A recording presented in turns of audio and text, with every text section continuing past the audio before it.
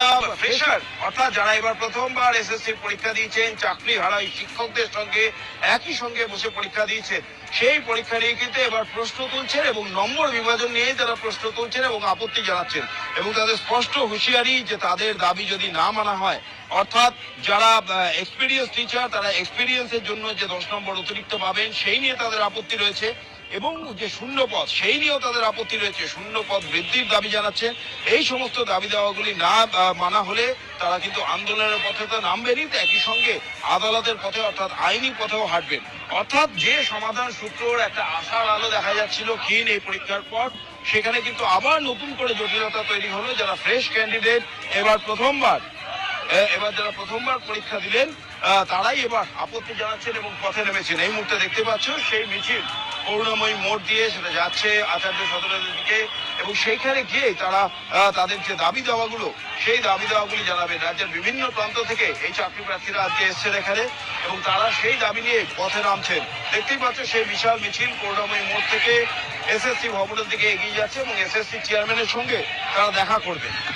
মূলত আর কি কি দাবি সঙ্গে থাকো, আমাদের ছবি দেখাতে থাকো। আপনারা জানেন চলতি মাসের 7 এবং 14 তারিখ দুই দফায় এসএসসি অভিযান হয়েছিল এবং সেই পরীক্ষায় যারা নতুন চাকরি প্রার্থী বসেছিলেন তারা প্রথম থেকেই বলেছিলেন যে কেন অভিজ্ঞতার জন্য 10 নম্বর আগে থেকে ধার্য করা হচ্ছে।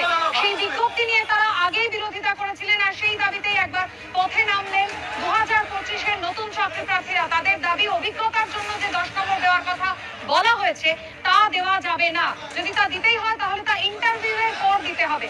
পাশাপাশি এই দাবিও তারা করছেন যে যেহেতু প্রচুর পরিমাণ চাকরি প্রার্থী তারা এবার 2 দফায় এসএসসি পরীক্ষা দিয়েছেন, দীর্ঘ 9 বছর পর সেই পরীক্ষা হয়েছে, তাই শূন্য পদ 1 লক্ষের কাছাকাছি নিয়ে যেতে হবে।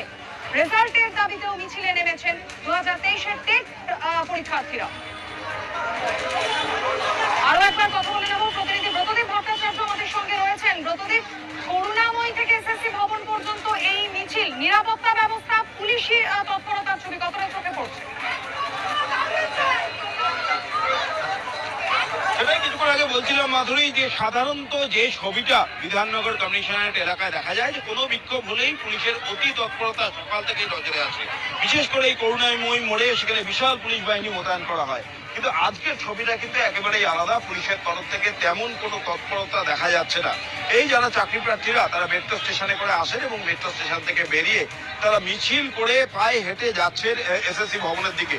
কিন্তু অন্যান্য সময় যেটা দেখা যায় যে মেট্রো স্টেশন থেকে বেরোনোর সাথে সাথেই পুলিশ কার্যত টেনে হিচড়ে এই আন্দোলনকারীদের প্রেজেন্ট ভ্যানে তুলে নিয়ে যায়। কিন্তু আজকে সেই ছবি একেবারে নেই, করুণাময়ী মোড় একেবারে দেখতে পাচ্ছ ফাঁকা, পুলিশের কোনো তৎপরতা নজরে আসছে না। কিন্তু যে বিষয়টা, এই যে চাকরি হারা যারা শিক্ষক তাদের যে চাকরি ফিরে পাওয়ার যে আশা ছিল, যে পরীক্ষা দেওয়ার পর তারা আবার চাকরি ফিরে পেতে পারে, সেইখানে কিন্তু কিছুটা ভাটা পড়লো। সেখানে আবার একটা আশঙ্কার কালো মেঘ ঘনিয়ে আসতে শুরু করলো, কারণ এই যারা ফিচার ক্যান্ডিডেট তারা কিন্তু স্পষ্ট জানিয়ে দিল যে তাদের যে দাবি সেই দাবি মানা না হলে তারা একাধিক দাবিতে নতুন চাকরি প্রার্থীরা তারা পথে নেমেছেন করুণাময়ী থেকে এসএসসি ভবন পর্যন্ত তাদের এই কর্মসূচি।